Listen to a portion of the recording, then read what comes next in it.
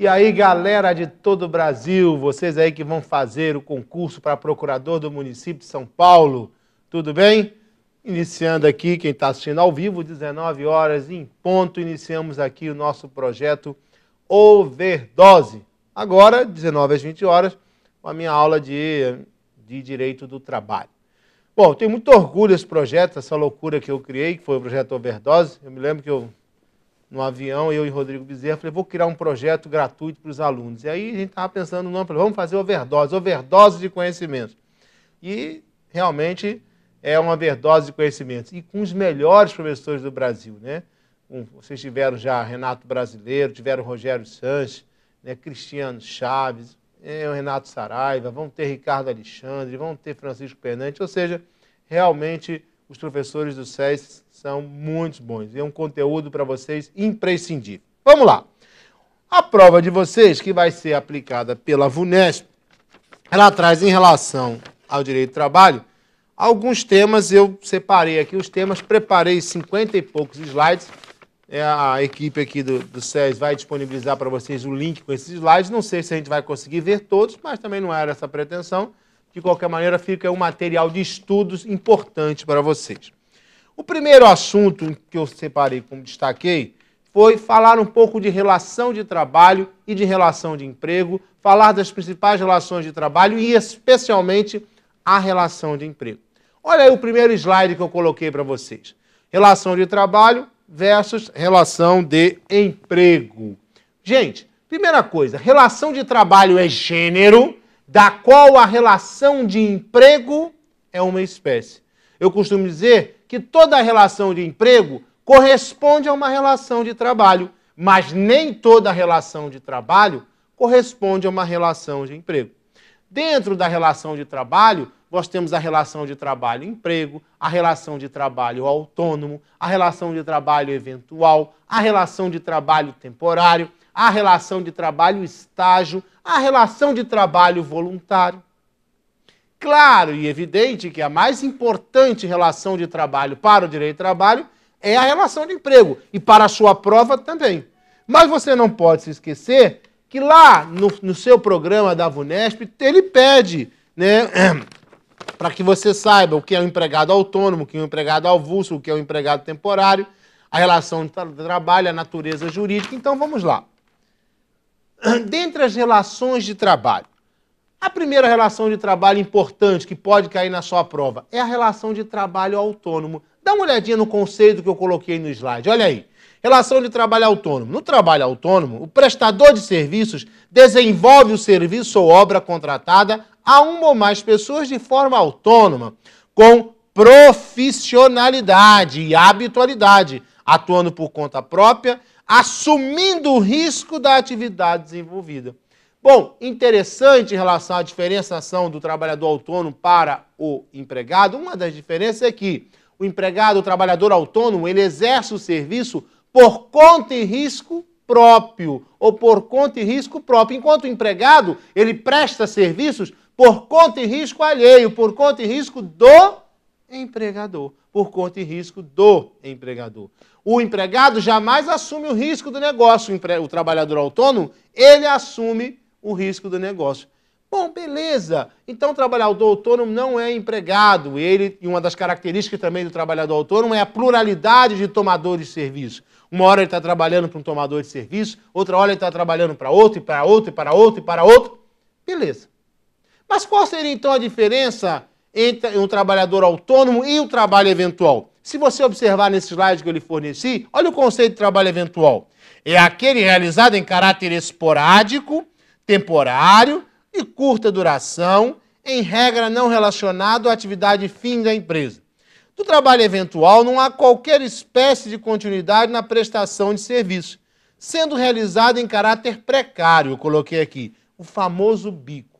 A grande diferenciação do trabalho autônomo para o trabalho eventual é a profissionalidade. Enquanto o trabalhador autônomo exerce aquele trabalho de forma autônoma com profissionalidade, por exemplo, o pedreiro, o trabalhador pedreiro autônomo, o carpinteiro autônomo, né, o marceneiro autônomo, o pintor autônomo, ou seja, ele exerce a profissão de pintor, de carpinteiro, de pedreiro, de marceneiro, O trabalhador eventual não. É aquele camarada que está desempregado. É aquele camarada que está desempregado e que faz um bico. Ora ele está como ajudante de pedreiro, ora ele está como ajudante de pintor, ora ele está como ajudante de auxiliar de serviços gerais, ou seja, ele não exerce aquele trabalho com profissionalidade. Então, o que distingue o trabalhador autônomo do trabalhador eventual é exatamente o exercício daquela atividade de forma autônoma, por conta e risco próprio, mas com profissionalidade. Enquanto o trabalhador autônomo desenvolve dessa forma, o trabalhador eventual, ele faz bico.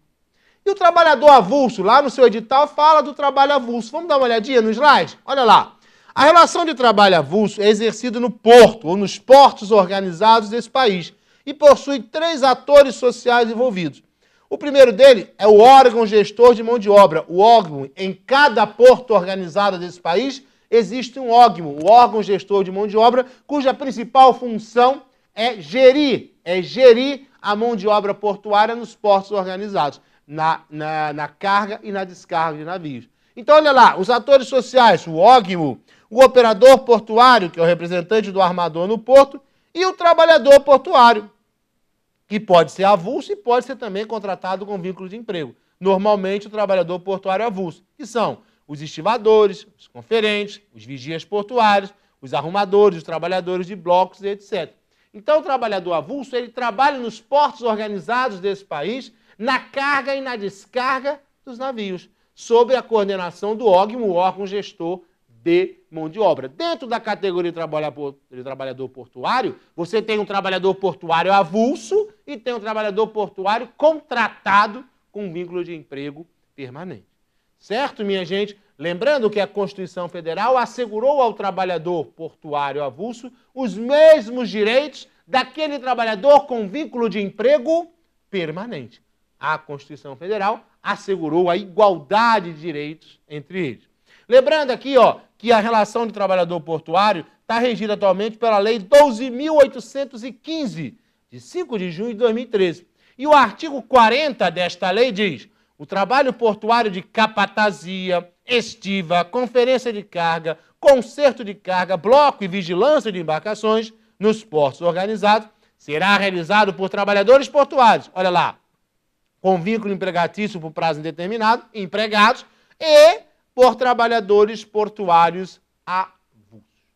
Muito bem, mas além disso, nós temos também, além do trabalhador autônomo, como espécie de relação de trabalho, além do trabalhador eventual, além do trabalhador portuário, nós temos também um trabalhador temporário, que é um empregado, só que é um empregado temporário, numa relação diferenciada. Olha aqui, está no seu edital. Trabalho temporário, espécie de contrato por prazo determinado, regulado por lei específica. É a Lei 6.019 de 74 que regula o trabalho temporário, onde também temos 3 atores sociais envolvidos. O tomador de serviço ou cliente, a empresa de trabalho temporário, que é a chamada empresa interposta intermediária, e o trabalhador temporário. Então, o trabalho temporário, regulado pela Lei 6.019 de 74, nada mais é do que uma modalidade de contrato por prazo determinado, não regida pela CLT, mas sim regida por uma lei específica, a Lei 6.019 de 1974, onde você, tomador de serviço ao cliente, quando tem a necessidade da contratação de uma obra temporária, você não contrataria diretamente, mas contrataria através de uma empresa de trabalho temporário. O trabalhador temporário, ele é empregado temporário da empresa de trabalho temporário, muito embora ele execute as suas funções nas dependências do tomador de serviços ou cliente. O tomador de serviço ou cliente pode ser uma empresa pública, uma sociedade de economia mista, pode ser a própria administração pública? Pode, desde que haja uma necessidade de uma contratação temporária, ou seja, no caso de substituição eventual de algum empregado público, ou no caso de contratação, necessidade temporária de contratação em função do aumento da demanda, aí poderia haver a contratação temporária também, como exceção. Claro, em regra, para você contratar por prazo determinado, salvo exceções legais, tem que ter na administração pública a regra do concurso público, né? Não podemos esquecer isso. Artigo 37, inciso 2º, parágrafo 2º da Carta Maior. Para você tomar posse em cargo ou emprego público, salvo exceções legais, você tem que ser previamente aprovado em concursos de provas ou de provas e títulos. Mas, excepcionalmente, pode haver, em algumas situações, a própria administração pública pode se valer também do contrato temporário, da Lei 6.019/74. O trabalhador temporário é uma espécie de empregado temporário vinculado à empresa de trabalho temporário. Existem outras, olha aqui no slide, existem outras relações de trabalho que não nos interessa para a nossa prova, como, por exemplo, a relação de trabalho estágio, a relação de trabalho voluntário. Bom, mas o que nosso edital destaca? Destaca trabalho autônomo, trabalho eventual, trabalho portuário, né, o trabalho avulso e a relação de emprego, o trabalho prestado com vínculo empregatício. Nos slides nós já vimos o conceito de trabalhador autônomo, de trabalhador eventual, de trabalhador avulso, de trabalhador temporário e agora vamos ver o empregado. Como é que eu vou distinguir a relação de emprego, estrito sensu, em relação à relação de trabalho, lato sensu? Exatamente verificando a presença ou não dos chamados requisitos caracterizadores da relação de emprego. Se estiverem presentes todos os requisitos caracterizadores da relação de emprego, nós estaremos diante de uma relação de emprego. Vamos dar uma olhadinha? Quais são os requisitos caracterizadores da relação de emprego? Olha lá no slide. Primeiro, trabalho prestado por pessoa física. O empregado sempre será uma pessoa física. O empregador não. Pode ser pessoa física ou jurídica, mas o empregado sempre será uma pessoa física. Trabalho prestado com pessoalidade. Pessoalidade, no sentido que o empregado tem que prestar os serviços pessoalmente. Ah, hoje eu não estou afim de trabalhar, vou mandar meu pai, minha irmã, minha sogra. Não! O empregado tem que prestar os serviços pessoalmente. Não se esqueça disso. O contrato do trabalho é intuito persone em relação à pessoa do empregado. O contrato de trabalho é intuito persone em relação à pessoa do empregado. Ele tem que prestar os serviços pessoalmente. Continuando a análise dos requisitos caracterizadores da relação de emprego, aqui no slide. Trabalho prestado pessoa física, pessoalidade, não eventualidade. Não eventualidade no sentido de que o serviço tem que ser prestado em caráter contínuo, permanente, duradouro, habitual. É aquele trabalhador que é contratado e vai ajudar a empresa a desenvolver o seu objeto social. O trabalho tem que ser prestado em caráter contínuo, duradouro, habitual. O que não acontece no caso do trabalhador autônomo. Ele acabou de prestar, o pintor acabou de pintar a sua casa, ele vai em busca de novos trabalhos e novas residências. O trabalho do pintor é um trabalho eventual, é exercido com profissionalidade, mas é temporário. Ele terminou o serviço na tua casa, ele vai para fazer o serviço em outras residências. Diferente do empregado, onde o trabalho é não eventual, contínuo, permanente, duradouro. Onerosidade. A principal obrigação do empregado é prestar o seu serviço. Em compensação, seu principal direito é receber a contraprestação salarial pelos serviços efetivamente trabalhados. Não haverá relação de emprego se não houver onerosidade. Eu acabei de citar o chamado trabalho voluntário, que é regido o trabalho voluntário pela Lei 9.608 de 98. O que é o trabalho voluntário? É aquele exercido de forma voluntária em creches, asilos, hospitais, creches, instituições de beneficência. Esse trabalho é prestado a título gratuito. No máximo que o trabalhador recebe é uma indenização pelos gastos efetuados, mas ele não tem remuneração. Então, no serviço voluntário, no trabalho voluntário, nós até temos uma relação de trabalho, mas não temos uma relação de emprego porque não há o quê? A onerosidade. Beleza? Muito bem. Subordinação, olha aí, gente, o empregado é subordinado ao empregador. A subordinação não é nem econômica nem técnica, a subordinação é jurídica. Em função da relação jurídica existente entre empregado e empregador, o empregado é juridicamente subordinado ao empregador. Subordinação jurídica. E a alteridade no sentido de que o risco da atividade econômica pertence única e exclusivamente ao empregador. O empregado jamais assume o risco do negócio. Dando lucro ou prejuízo, no final do mês, o empregado tem direito de receber o seu salário. Diferente do trabalhador autônomo, que assume o risco do seu negócio. Muito bem. Bom, diante disso, nós já vamos imediatamente, porque o tempo é curto, falar dos sujeitos do contrato de trabalho. E ele pede aqui na regra do edital, fala sujeitos da relação de emprego, empregador e empregado. Quais são os sujeitos da relação de emprego? Empregador e empregado. Então é importante que você conheça, olha aqui no slide, os artigos 3º da CLT, o artigo 3º, que traz o conceito de empregado, e o artigo 2º da CLT, que nos traz o conceito de empregador. Esses são os sujeitos da relação de emprego, os sujeitos do contrato de trabalho. Vamos começar analisando, relembrando o artigo 3º da CLT.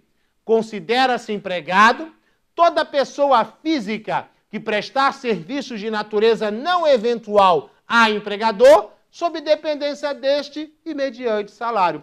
Perceba que no conceito de empregado você vai encontrar 4 requisitos caracterizadores da relação do emprego.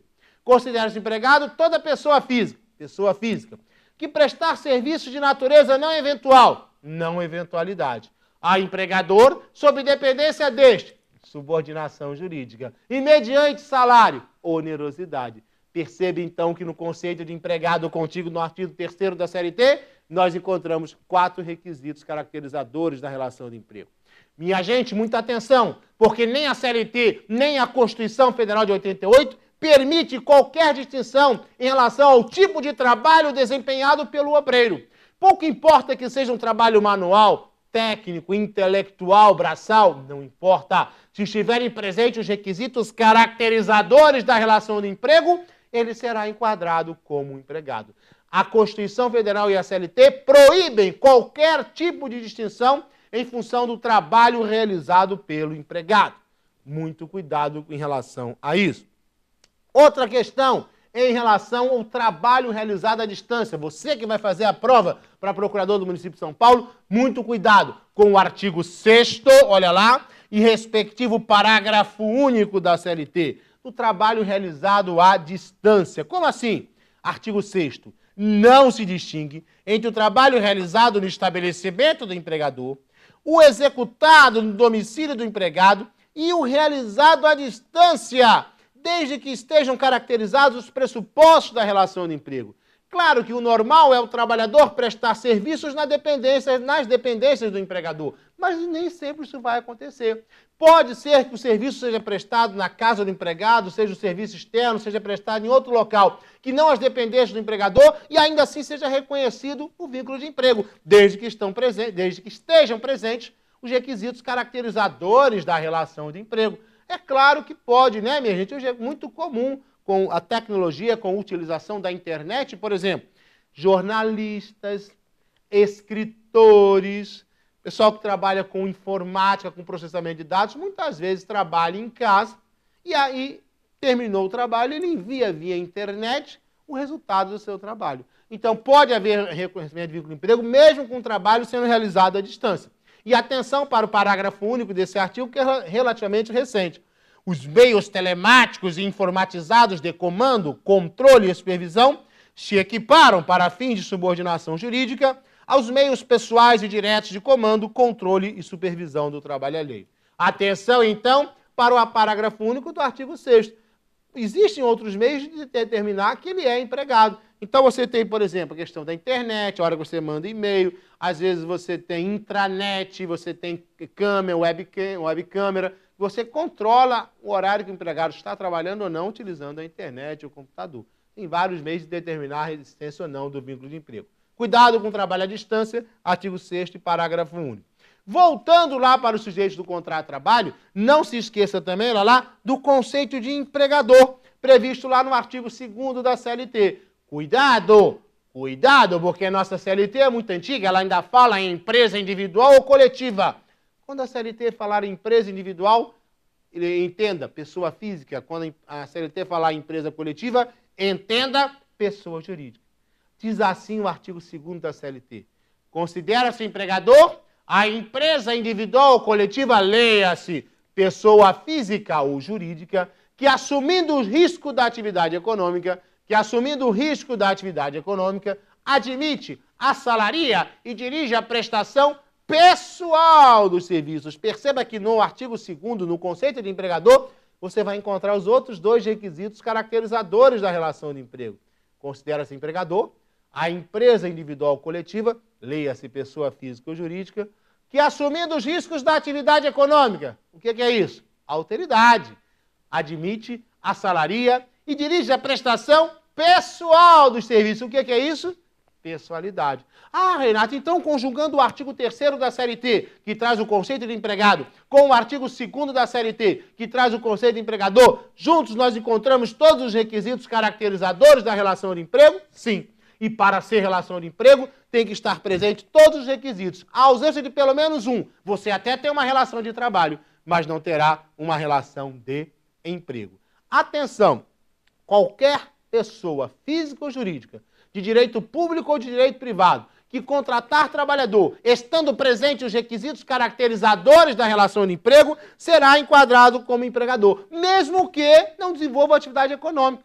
Por exemplo, as instituições de beneficência, a APAE, a LBV, a LBA, os sindicatos, não desenvolvem atividade econômica, mas podem ter empregados. Qualquer pessoa física ou jurídica, de direito público ou de direito privado, que contratar trabalhador, estando presente os requisitos caracterizadores da relação de emprego, será considerado como empregador. Aqui também, cuidado, olha aqui no slide, com o parágrafo 2º do artigo 2º da CLT, que trata do chamado grupo econômico. Artigo 2º, parágrafo 2º, anota aí, grupo econômico, minha gente. Gente, olha aqui, sempre, olha aqui o meu slide, sempre que uma ou mais empresas, tendo embora cada uma delas personalidade jurídica própria, estiverem sob controle, direção ou administração de uma outra pessoa, serão, para efeitos da responsabilidade trabalhista e previdenciária, considerados solidariamente responsáveis. Como assim? A empresa A existe, tem seu contrato social, seu CNPJ, seus empregados. A empresa B existe, tem seu contrato social, seu CNPJ, seus empregados, sua sede. A empresa C é a mesma coisa. Cada uma dessas empresas existe independentemente da outra, mas há um fator que as une. Todas elas estão sob o controle, direção e administração de uma outra pessoa, física ou jurídica, formando assim um grupo econômico. Prevaleceu a teoria, a chamada teoria do empregador único. Elas são consideradas, para efeito da responsabilização trabalhista, como se fosse um único empregador. Então, a responsabilidade entre as empresas que integram esse grupo econômico, a responsabilidade solidária passiva, a responsabilidade passiva é solidária. Exemplo do grupo econômico, Globo, você tem TV Globo, Rádio Globo, Jornal Globo, Globo.com, Sport TV e aí vai. Editora Globo e aí vai. Cada uma dessas empresas tem personalidade jurídica própria, mas todas estão sob o controle, direção e administração da família Roberto Marinho. Então, a responsabilidade dentre elas é uma responsabilidade passiva solidária. Por exemplo, esse trabalhador aqui laborou para a empresa A e não recebeu seus haveres trabalhistas. Como se trata de um grupo econômico, como a responsabilidade passiva entre eles é solidária, ele pode ingressar com a ação contra A e B, A, B e C, A, B, C e D, B e C, C e D, ou seja, ele pode entrar contra uma, algumas ou todas as empresas que integram o grupo econômico. Mas também atenção para a súmula 129. A par de existir a responsabilidade passiva solidária, também existe a responsabilidade ativa solidária. Diz a súmula 129 do TST que o fato do trabalhador, no mesmo horário do trabalho, prestar serviços a mais de uma empresa do grupo econômico, não caracteriza por si só, não caracteriza por si só a coexistência de mais de um contrato do trabalho. Ou, em outras palavras, todas as empresas que integram aquele grupo econômico podem exigir a prestação simultânea de serviços pelo empregado, sem que com isso se configure sucessivos ou múltiplos contratos de trabalho. Assim como prevalece a teoria do empregador único para efeito de responsabilização passiva solidária, também prevalece a teoria do empregador único para efeito de responsabilização ativa solidária. Ok? Muito bem, cuidado com o grupo econômico. Também vocês têm que ficar atentos em relação ao conceito de contrato de trabalho previsto lá no artigo 442. No edital de vocês tem lá específico, contrato de trabalho, definição. Artigo 442. Contrato individual de trabalho é o acordo tácito ou expresso correspondente à relação de emprego, onde estão presentes os requisitos caracterizadores da relação de emprego. Quais são as características, rapidinho, do contrato de trabalho? Ele é um contrato de direito privado. Ele é um contrato informal, a gente vai ver que ele pode ser, inclusive, pactuado de maneira verbal, de maneira tácita. Bilateral, porque gera direitos e obrigações para ambas as partes. ele é intuito persone, em relação à pessoa do empregado, ele é comutativo, porque tem que haver uma equivalência entre o serviço prestado e a remuneração percebida, não pode ser uma remuneração aleatória. Ele é sinalagmático, porque as partes se obrigam a prestações recíprocas e antagônicas, o dever de trabalhar enseja o direito de receber salários e vice-versa. Ele é consensual, cuidado com isso. O contrato de trabalho está se aproximando muito do contrato de adesão, onde o empregado aceita aquelas cláusulas impostas unilateralmente pelo empregador, ou o empregador busca outro. Mas, para efeito de concurso público, nós vamos continuar advogando a tese de que o contrato de trabalho é um contrato consensual, nasce do livre consentimento entre as partes. Olha lá, ele é contrato de trato sucessivo ou de débito permanente, onde direitos e obrigações se renovam a cada período. Trabalha 30 dias, recebe o salário. Trabalha mais 30 dias, recebe o salário. Trabalha mais 30 dias, ou seja, a cada período, renova-se os direitos e obrigações. É um contrato de trato sucessivo ou de débito permanente. E, claro, é um contrato oneroso.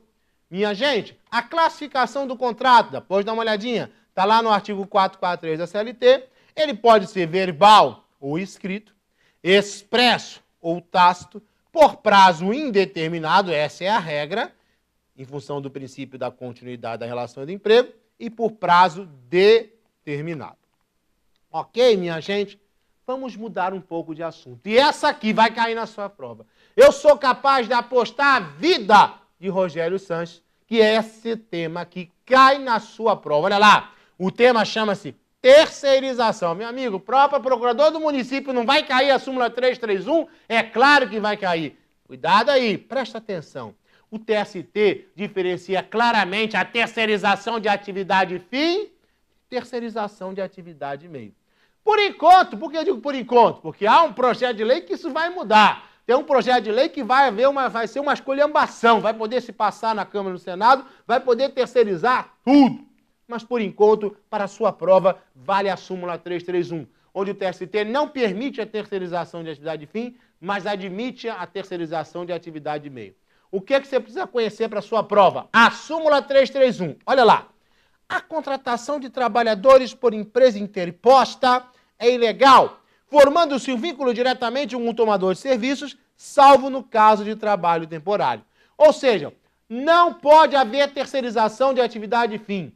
Para o desenvolvimento da atividade fim, aquela atividade principal, fundamental, necessária para o desenvolvimento do negócio, a empresa tem que contratar diretamente o trabalhador. A contratação de trabalhadores através de empresa interposta, através de empresa intermediária, é ilegal. Consequência, vai se formar o vínculo desse trabalhador diretamente com o seu real empregador. Quem?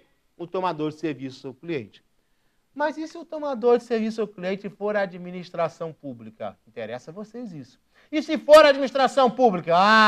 Em relação à administração pública, mesmo que ela terceirize sua atividade de fim, não é possível o reconhecimento do vínculo de emprego. Ué, e a administração pública terceiriza a sua atividade de fim? E como? Me desculpe, meninos e meninas, vocês serão procuradores do município, mas quem mais descumpre a legislação trabalhista nesse país é a administração pública.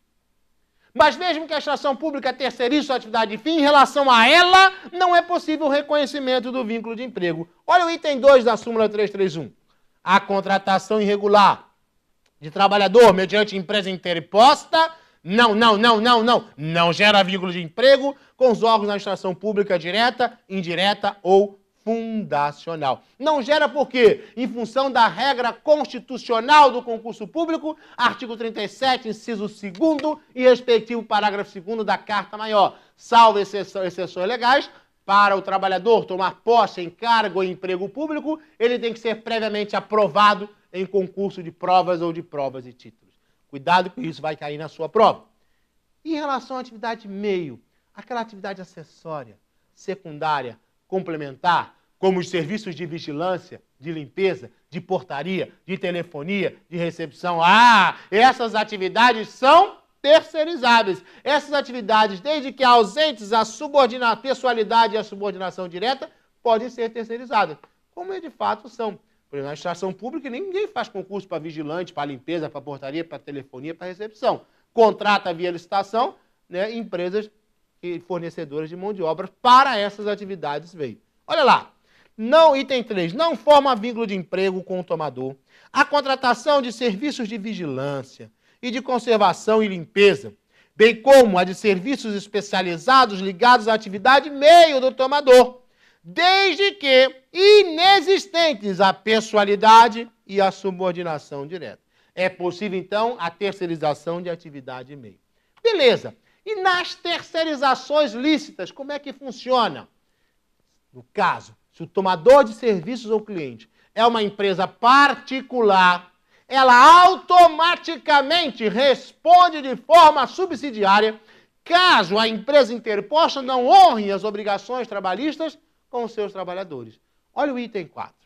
O inadimplemento das obrigações trabalhistas por parte do empregador, leia-se empregador, empresa aí da esfera privada, implica a responsabilidade subsidiária do tomador de serviços quanto àquelas obrigações, desde que haja participado da relação processual e conste também do título executivo judicial. Esta regra de responsabilização subsidiária automática só funciona se o tomador de serviço ao cliente for uma empresa privada. Agora, se o tomador de serviço ao cliente for administração pública, não haverá essa responsabilização subsidiária automática. Terá que se provar a culpa da administração pública. A responsabilidade será subjetiva. Terá que se demonstrar que a administração pública não fiscalizou a execução do contrato para aí sim ela ser responsabilizada. Cuidado, não vai cair na sua prova, é o item 5. Olha lá.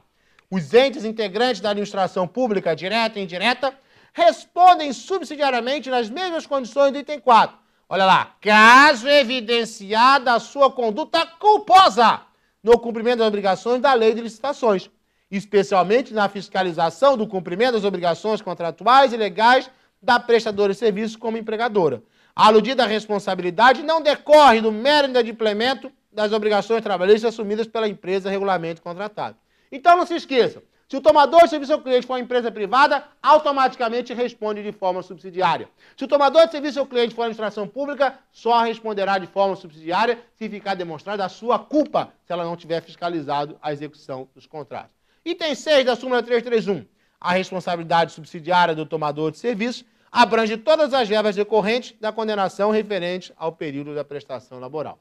Cuidado com essa súmula 331. Assim como você tem que ter cuidado, olha lá, com a J, a orientação jurisprudencial, número 385 da SDI 1 do TST. Olha lá, a contratação irregular de trabalhador mediante empresa interposta não gera vínculo de emprego com o ente da administração pública, não afastando, contudo, pelo princípio da isonomia, pelo princípio do quê? Da isonomia, o direito dos empregados terceirizados às mesmas verbas trabalhistas legais e normativas asseguradas àqueles contratados pelo tomador de serviço, desde que presente a igualdade de funções.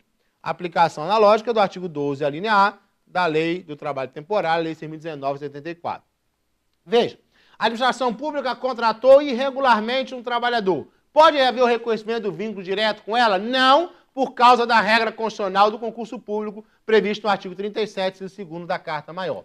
Mas esse trabalhador, contratado irregularmente pela administração pública, que está prestando serviço lá na repartição pública, ele fará jus, pelo princípio da isonomia, aos mesmos direitos daquele servidor público estatutário, daquele empregado público que naquela repartição exerça serviço similar, pelo princípio da isonomia. Ele não vai haver o reconhecimento de vínculo daquele trabalhador terceirizado com a administração pública, em função da regra do concurso público. Mas ele terá direito, fará jus aos mesmos direitos daquele empregado público, daquele servidor público estatutário, que naquela repartição desenvolva as mesmas funções. Cuidado com o J385. E não confunda isso com a súmula 363 do TST, que diz assim: a contratação de servidor público após a Constituição Federal de 88, sem prévia aprovação em concurso público, encontra óbice no respectivo artigo 37, inciso 2º e parágrafo 2º, somente lhe conferindo o direito ao pagamento da contraprestação pactuada em relação ao número de horas trabalhadas, respeitado o valor da hora do salário mínimo e dos valores referentes aos depósitos do FGTS. Na OJ, que nós vimos anteriormente, 385, A administração pública contrata não diretamente o trabalhador, mas contrata o trabalhador através de uma empresa interposta. Já a súmula 363 diz a situação em que a administração pública contrata diretamente o trabalhador sem concurso público. Então, a súmula 363 diz respeito à contratação direta pela administração pública sem concurso público. Consequência, o contrato de trabalho será declarado nulo e o trabalhador só terá direito a salário estrito sensu, a contraprestação salarial pelos dias efetivamente trabalhados e aos depósitos do FGTS. Beleza? Em relação ao tema alteração do contrato de trabalho que está no seu edital, eu selecionei alguns artigos importantes. Eu tenho aqui 1 hora. Então vamos lá. Olha aqui no slide. Alteração do contrato de trabalho, artigos importantes. Primeiro deles, o artigo 468 da CLT, que diz que nos contratos individuais de trabalho, só é lícita a alteração das respectivas condições por mútuo consentimento. Mútuo consentimento. E ainda assim, desde que não resultem, direto ou indiretamente, prejuízos ao empregado, sob pena de nulidade da cláusula infringente desta garantia. Ou seja, esse artigo 468 da CLT, ele prestigia o princípio da inalterabilidade contratual lesiva. Ou seja, qualquer alteração do contrato de trabalho, em regra, depende de mútuo consentimento, tem que haver a concordância do empregado, o ato é bilateral e só será válido se não causar direto ou indiretamente prejuízo ao empregado, porque mesmo que o empregado concorde com essa alteração, se essa alteração lhe causou prejuízo, vai haver uma presunção de que ele foi obrigado, ameaçado, coagido a aceitar essa alteração, sob pena de ser punido pelo empregador. 468, importante. O parágrafo único do artigo 468 também é muito importante, olha lá no slide. Não se considera alteração unilateral, leia-se, não se considera alteração ilícita, a determinação do empregador para que o respectivo empregado reverta ao cargo efetivo anteriormente ocupado, deixando o exercício de função de confiança. Minha gente, meninas, meninos, galera, nenhum trabalhador tem direito a exercer eternamente função de confiança. Deixou de ser da confiança do empregador, o empregador pode retirar aquela função de confiança, entregar a outro empregado e determinar que aquele empregado retorne ao cargo de origem. Mas atenção, atenção para a súmula número 372. Olha o que diz aí a súmula 372 do TST. Súmula 372. Se o empregado exerce essa função por 10 anos ou mais, e o empregador, sem justo motivo, lhe retira a função de confiança, ele perde a função de confiança, mas não perderá mais a gratificação de função, porque isso já se incorporou ao seu patrimônio. Isso passou a ser direito adquirido do trabalhador. Se o empregado exerce essa função de confiança por 10 anos ou mais, e o empregador, sem justo motivo, lhe retira a função de confiança, ele perde a função de confiança, mas não perde mais a gratificação de função, porque ela já se incorporou ao seu patrimônio, passou a ser direito adquirido do trabalhador. Outro artigo importante, artigo 469 da CLT, que fala da hipótese de transferência do empregado de uma localidade para outra dentro do território brasileiro. Vamos lá.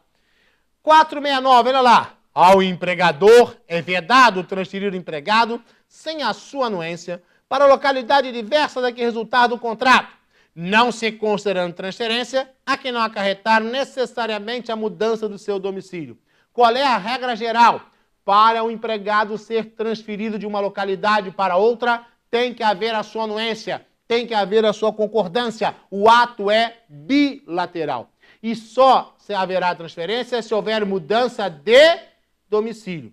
Não vamos confundir a chamada transferência com a chamada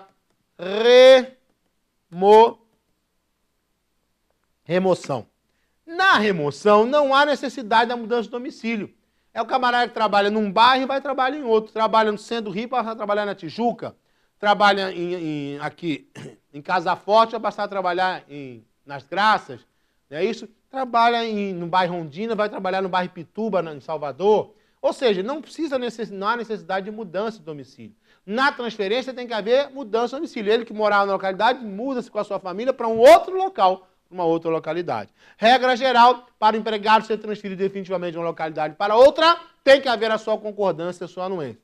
Exceções, parágrafos 1º, 2º e 3º. Parágrafo 1º. Não estão compreendidos na proibição deste artigo os empregados que exerçam cargos de confiança, aquele cargo de mando, de comando, de gestão, de direção dentro da empresa, e aqueles cujos contratos têm como condição implícita ou explícita a transferência quando esta decorra da real necessidade de serviço. Pessoal, se o empregado exerce um cargo de confiança, um cargo de mando, de comando, de gestão, de direção dentro da empresa, ou se no seu contrato existe essa condição implícita ou explícita possibilitando a transferência, implícita, o camarada trabalha em circo, em feiras, exposições agropecuárias, explícita, o camarada é aeronáutico, é marítimo, já está no contrato dele que ele pode ser transferido. Então, se ele ocupa um cargo de confiança, ou se no seu contrato existe essa condição implícita ou explícita possibilitando a transferência, decorrendo da real necessidade de serviço, sendo o serviço do trabalhador imprescindível na nova localidade, ele pode ser transferido definitivamente aí por ato unilateral. Ele tem que ir. Segunda exceção, é lícita a transferência quando ocorrer extinção do estabelecimento em que trabalhar o empregado. Prestigiou-se aqui o princípio da continuidade da relação de emprego. Extinta uma filial, o empregador pode transferir todos os empregados para a sede, preservando o emprego desses trabalhadores. Pode transferir por ato unilateral. É claro que, segundo o artigo 470 da CLT, todas as despesas com a mudança do empregado e da sua família serão custeadas pelo empregador. E o parágrafo 3º do 469, que talvez é o que mais cai em concurso público, ele fala de uma hipótese não de transferência definitiva, mas uma hipótese de transferência provisória. Vamos a ele? Parágrafo 3º. Em caso de necessidade de serviço, o empregador poderá transferir o empregado para a localidade diversa da que resultar do contrato, não obstante as restrições do artigo anterior. Mas, nesse caso, ficará obrigado a um pagamento suplementar, nunca inferior a 25% dos salários que o empregado percebia naquela localidade, enquanto durar essa situação. Então, meninas e meninos, o parágrafo 3º traz uma hipótese de transferência provisória, decorrendo da real necessidade de serviço, ou seja, sendo o serviço do trabalhador imprescindível na nova localidade, ele pode transferir provisoriamente qualquer empregado, inclusive aqueles que ocupam cargo de confiança ou que têm no seu contrato essa condição implícita ou explícita, possibilitando a transferência. Enquanto durar a transferência provisória, o trabalhador terá direito a um adicional nunca inferior a 25%. Ele não vai incorporar. Voltou para a localidade de origem, perde o adicional de 25%. Gostou da nova localidade e ali quer ficar de forma definitiva, também perde o adicional de 25%. Ele só recebe esse adicional de 25% enquanto durar a transferência provisória. A lei não disse qual é o prazo máximo de transferência provisória, mas não costuma durar muito não, porque é extremamente oneroso para o trabalhador. Além disso, minha gente, 2 artigos importantes. Olha aí no slide. Artigo 10. Qualquer alteração na estrutura jurídica da empresa, artigo 10 da CLT, né? Qualquer alteração na estrutura jurídica da empresa não afetará os direitos adquiridos por seus empregados. E o artigo 448. A mudança na propriedade ou na estrutura jurídica da empresa não afetará os contratos de trabalho dos respectivos empregados. Minha gente, na verdade, isso daqui é o quê? O contrato de trabalho só é intuito persona em relação à pessoa do empregado e não em relação à pessoa do empregador, minha gente. Então, as mudanças na estrutura jurídica da empresa, se houver fusão, cisão, incorporação, sucessão de empregadores que está no edital, isso não altera os direitos do trabalhador. As mudanças na estrutura jurídica da empresa não afetarão os contratos de trabalho e os direitos adquiridos dos trabalhadores. E a chamada sucessão de empregadores, ela exatamente deriva desses artigos 10 e 448 da CLT. Ok? Vamos lá. Como é que seria essa sucessão de empregadores? Aqui em Pernambuco aconteceu um caso de um parque que era o chamado Parque Play Center, que dormiu como Parque Play Center e acordou como Mirabilândia. O que aconteceu? Era Play Center, no dia seguinte acordou como Mirabilândia, continuou funcionando no mesmo local, desenvolvendo a mesma atividade, sem solução de continuidade, utilizando os mesmos maquinários, os mesmos equipamentos, mesma clientela e os mesmos empregados. O que fez o Parque Play Center é chamado de sucedido. E a Mirabilândia seria a sucessora. O que fez a nova administração? Manteve o emprego de todos os trabalhadores, só mandou embora as gestantes, os empregados eleitos membros da CIPA, os acidentados e os dirigentes sindicais. Pode? Não. A empresa podia até mandar embora todo mundo, menos aqueles que eram estáveis, menos as gestantes, menos os membros da CIPA, os dirigentes sindicais e os acidentados. Por quê? Artigo 10 e 448 da CLT. As alterações na estrutura jurídica da empresa não afetarão os contratos de trabalho e os direitos adquiridos dos trabalhadores. Aqueles trabalhadores que eram estáveis perante a empresa sucedida permanecem estáveis perante a empresa sucessora. O Mirabilândia teve que reintegrar os trabalhadores, principalmente os dirigentes sindicais. Lembrando, gente, que o entendimento do TST, olha aqui no slide, o entendimento do TST, do Tribunal Superior do Trabalho, é que os contratos de trabalho em vigor no momento da sucessão, os contratos de trabalho em vigor no momento da sucessão, passam a ser de responsabilidade da empresa sucessora. Ou seja, a empresa sucessora só responde pelos contratos de trabalho em vigor no momento da sucessão. Cuidado com isso, com esse tema na sua prova. Outro tema que está específico no edital, eu estou trabalhando em cima do edital de vocês, por isso que eu estou dando uma pincelada. Com certeza eu não vou terminar tudo, mas vocês têm um material de slide aí para direcionar os estudos de vocês. Mas um outro tema é lá, conceito de remuneração e salário. Está explícito no edital de vocês. Eu estudei o edital de vocês. Diz lá o artigo 457. Compreende-se na remuneração do empregado, para todos os efeitos legais, além do salário devido e pago diretamente pelo empregador, como contraprestação dos serviços, a gorjetas que receber. Gente, remuneração é igual a salário mais gorjeta. Remuneração é igual a salário mais gorjeta. Olha aqui, ó. Aqui, não esqueça isso nunca. Remuneração é igual salário mais gorjeta. Onde salário é a contraprestação paga diretamente pelo empregador. Lembrando que o salário não precisa ser pago exclusivamente em dinheiro. Pode ser pago parte em dinheiro, parte em utilidades. E a gorjeta é sempre a quantia, aquela grana, o dinheiro, seja aquele dinheiro pago espontaneamente pelo cliente, ou seja aqueles famosos 10% embutidos na nota de serviço. O salário é pago pelo empregador, a gorjeta é paga pelo cliente. O salário não precisa ser pago exclusivamente em dinheiro, pode ser pago parte em dinheiro, parte em utilidade. A gorjeta é sempre dinheiro, seja aquele dinheiro espontaneamente dado pelo cliente ou aquele dinheiro embutido na nota de fatura do serviço prestado. Certo, minha gente? Pode a remuneração do empregado ser fixada exclusivamente à base de gorjeta? Não, porque senão o empregador ficaria desonerado de sua principal obrigação, de pagar o salário do empregado. Então, quem recebe gorjeta terá que receber pelo menos ou o salário mínimo ou o piso salarial da categoria. Remuneração é igual salário mais gorjeta. Atenção aqui, minha gente. Deixa eu ver se eu enxergo, que a minha visão já não é mais a mesma. No Rio não, o tempo vai passando, a gente vai enxergando cada vez menos, né, minha gente? Olha, dá uma olhadinha na súmula 354 do TST. Olha lá, súmula 354, vai cair na sua prova, tive um pressentimento.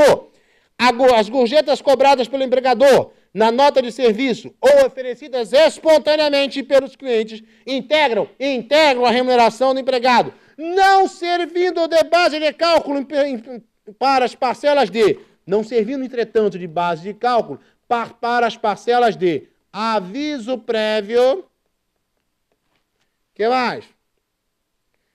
Adicional noturno, horas extras e repouso semanal remunerado. Então, As gorjetas, súmula 354 do TST, integram a remuneração do empregado, mas não integram, não servem de base de cálculo para aviso prévio, adicional noturno, horas extras e repouso semanal remunerado, porque essas parcelas são calculadas exclusivamente sobre o salário. Cuidado com a súmula 354 na sua prova.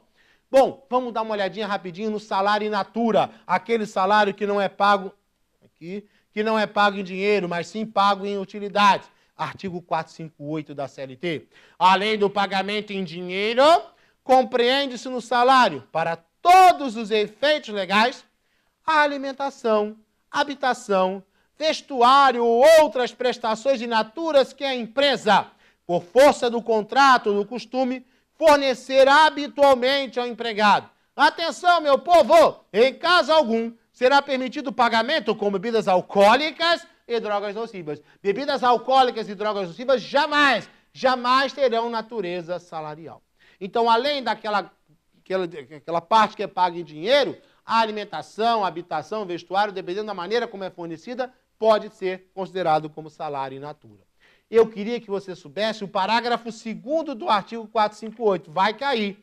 Para os efeitos previstos nesse artigo, não serão consideradas como salários as seguintes utilidades concedidas pelo empregador. Ou seja, o parágrafo 2º do artigo 458 elenca algumas parcelas que não possuem natureza salarial. Quais são elas?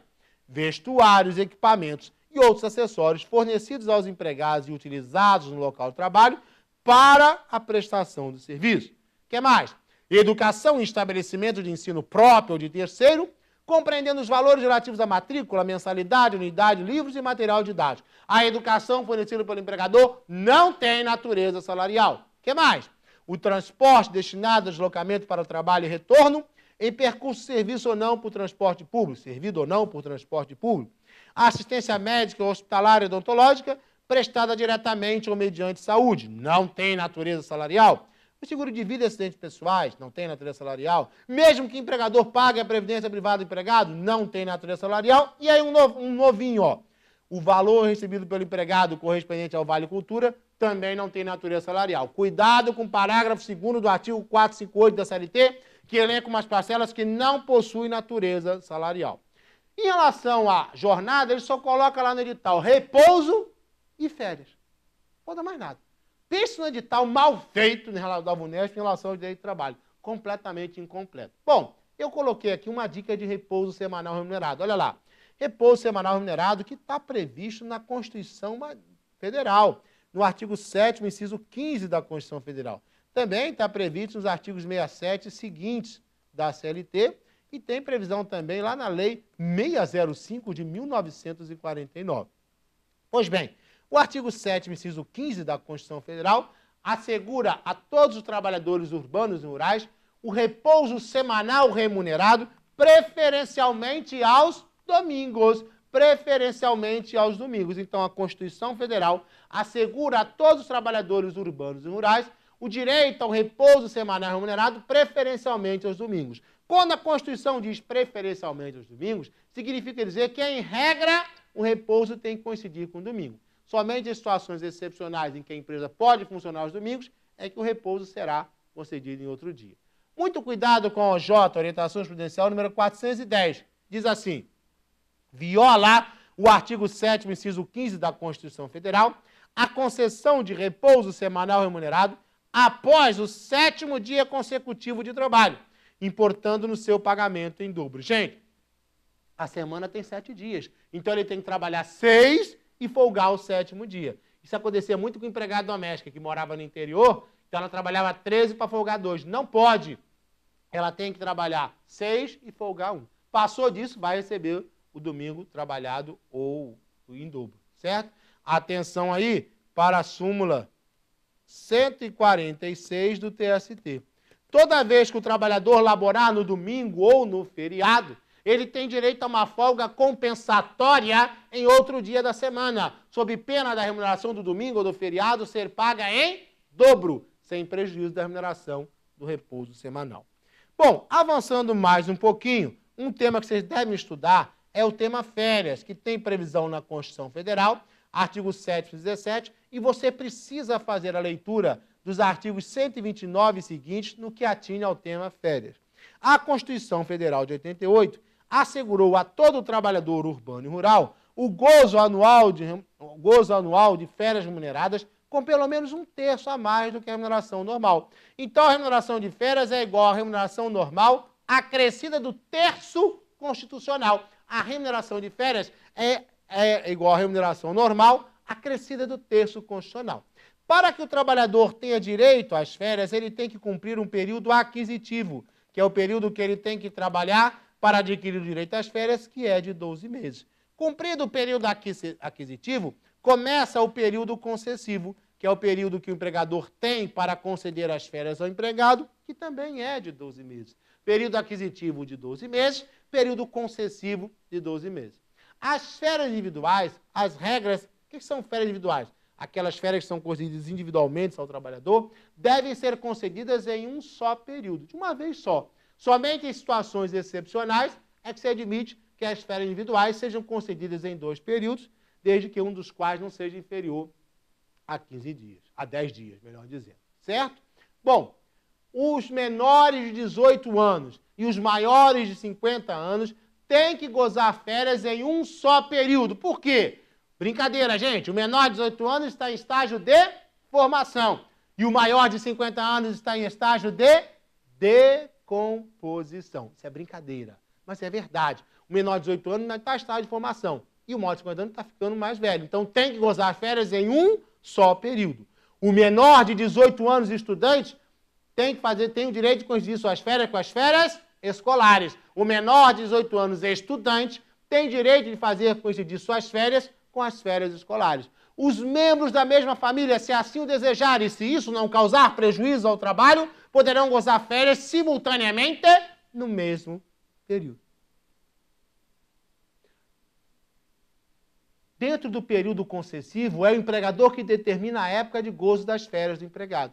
A época de gozo das férias do empregado é a que melhor atende aos interesses do empregador. Dentro do período concessivo, é o empregador que define se o empregado vai gozar as férias de janeiro, fevereiro, março. É que melhor atende aos interesses do empregador. A concessão de férias tem que ser comunicada com no mínimo 30 dias de antecedência e deve ser anotada na CTPS e no livro ou ficha de registro do empregado. Tem que ser comunicada com 30 dias de antecedência. No artigo 145 da CLT, a remuneração de férias, e se for o caso do abono pecuniário, deverão ser pagos até 2 dias antes do início do respectivo gozo de férias. Se isso não acontecer, paga a remuneração de férias em dobro. A remuneração de férias, e se for o caso do abono pecuniário, deverão ser pagos em até 2 dias antes do início do respectivo período. Se isso não ocorrer, paga pagamento de férias em dobro. Tem que ficar atento. Atento também para o artigo 137 da CLT. Esgotado o período concessivo, o empregado não gozou as férias, ele vai gozar as férias e o gozo vai ser mais intenso. Por quê? Ele terá direito à remuneração de férias em dobro. O que é remuneração de férias? É a remuneração normal, acrescida do terço constitucional. É tudo isso daqui que ele terá em dobro, de acordo com o artigo 137 da CLT. Tá certo, minha gente? Muito cuidado. Quando que são férias integrais? São as férias cujo período aquisitivo está completo. O que são férias proporcionais? São férias cujo período aquisitivo está incompleto. Férias integrais, o trabalhador não perde nunca, a não ser que ele deixe a prescrição fulminar sua pretensão. E férias proporcionais, o trabalhador só perde quando for dispensado por justa causa. Então, a indenização das férias integrais, que não deu tempo de gozar, ele não perde nunca. E a indenização das férias proporcionais, ele só perde quando for dispensado por justa causa. Então, não esquecer de dar uma olhadinha no artigo 7º, inciso 17, da Constituição Federal, e no artigo 129 seguinte da CLT. Tem outros temas que eu queria só chamar a atenção para você dar uma olhadinha antes da prova. Em relação à terminação do contrato do trabalho, minha gente, muita atenção para 3 artigos que vocês vão fazer a leitura em casa. O 482, que trata das hipóteses de falta graves cometidas pelo empregado, que vão ensejar a sua dispensa por justa causa. E aí, se ele for dispensado por justa causa, ele só tem direito a saldo de salários e a indenização das férias integrais, acrescido do terço constitucional, se não gozou as férias. O artigo 483 da CLT, que trata da rescisão da despedida indireta, que fala das hipóteses de faltas graves cometidas pelo empregador, ou então o artigo 484 e súmula 14, que falam da culpa recíproca, aquela situação que tanto o empregado quanto o empregador cometem uma falta de natureza grave. Na culpa recíproca, por exemplo, a indenização devida ao trabalhador será paga pela metade. Além disso, o aviso prévio, as férias proporcionais e o 13º salário proporcional também serão pagos pela metade, de acordo com a súmula 14 do TST. Já na rescisão indireta, o artigo 483 da CLT, declarada a rescisão indireta, o empregado fará jus a todos os direitos provenientes da dispensa imotivada, inclusive aviso prévio. Então, muita atenção para os artigos 482, 483 e 484 da CLT, pode ser que a sua questão venha por aí. E por último, eu deixei aqui para vocês também um resumo envolvendo, olha aqui, ó, sindicato, tá, gente? Tem bastante slide tratando do conceito de sindicato, do princípio da liberdade sindical, do princípio da unicidade sindical. Um resumo para vocês, ó.